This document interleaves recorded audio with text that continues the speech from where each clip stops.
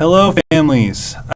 You'll be getting some videos like this every once in a while. If there's a homework assignment that I kind of want to walk you guys through so that it just helps you to be able to work with your kids a little bit more, I'll show you so you have that visual. And, we talked about homework today, the homework policy. You're not responsible for homework. They're responsible for their homework. You're not even responsible for reminding them. They're responsible for remembering it. That doesn't mean you can't help, but we're trying to make sure that it's put on their shoulders. So I wanted to show you what our reading log looks like, because you're going to be getting this once a week. I'm going to bring the camera down so hopefully no one gets nauseous. And we're going to flip it around here. All right, you still with me? Hopefully, okay. All right, so this is what our reading log will look like. It may be a little different from last year, but that's fine. They're supposed to be reading for 20 minutes a day, at least. They want to read for more, that's great. I don't want them reading for, like there's 5 days that they're going to log here. I would rather them not read for that entire time all at once. And it can be the same book. Miss Young actually sent me an email. It's like, hey, can it be a chapter book, and can it be the same book that we log? Absolutely, it can. You're basically just initialing on each day. So it's pretty self-explanatory. You got the title. So we've been reading Frindle, so I went ahead and put that in there. Our author is Andrew Clements. So that's just title and author for whatever book your child is reading the most of. And then initials, and this is not for their initials, this is for yours, so I try to make mine look a little bit different.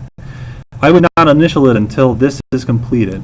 They're supposed to write a complete sentence for every day that they log, and it can be pretty simple. I think Nick is creative and not a bad kid. It's based on what they read. It could be a question, something they're just connecting to or thinking about.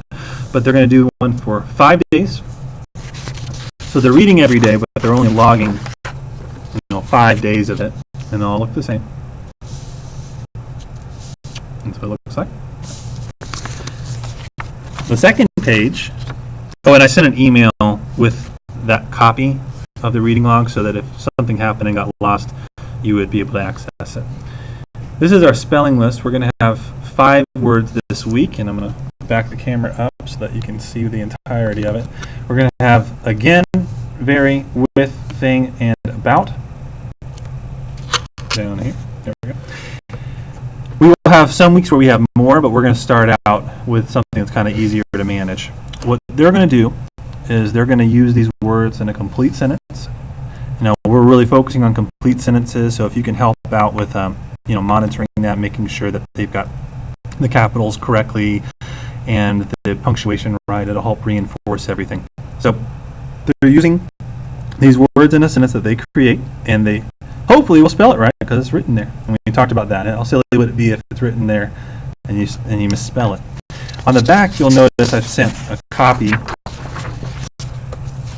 of all the sight words that will have this year, so you can kind of get a head start if you choose to. And then over here, there's the math part. Self-explanatory. We've been talking a lot about 10. You can see like how we break up 10 in different ways, and that may sound a little bit simple, but we are building our number sense, and we're trying to build automaticity, which is where you know it without having to think too much about it. You just know it, and it'll help us be able to build on that and really do some amazing things in math.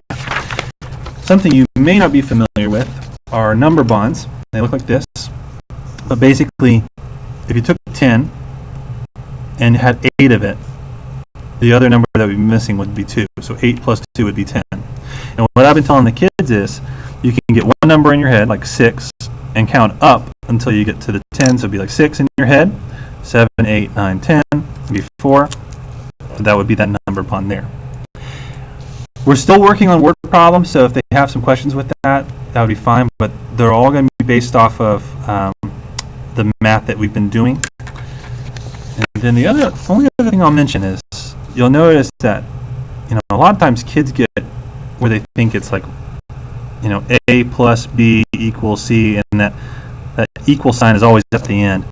But they're throwing it all over the place here. They've got some numbers that they're looking for at the beginning. I mean, this is algebra here. This is what we grew up doing. So if you have some suggestions and some strategies that you want to share with your kids, this would be totally an awesome time to share that. But this will all be due. I'm going to bring you back up to me. I'm turning you around. Oh, sorry about that. It's hard to avoid it. But this will all be due Tuesday. We have Labor Day on Monday, so it'll all be due Tuesday. If they finish early, I don't give extra homework. I think that's a benefit of showing responsibility, getting your work done. You get to enjoy the rest of your week. But on a couple other things, we have opening picnic on the 7th of this month, so just keep an eye out for that for information. And I think also Ms. Young had emailed me about the reading log and said, hey, can it be the same book? Absolutely. If they're reading a chapter book and it's the same book, perfect. That's totally fine. You're just logging basically different days. So in that chapter book, they're responding to what they read that day, not to the whole book, just what they read that day. If you have any other questions, send me an email.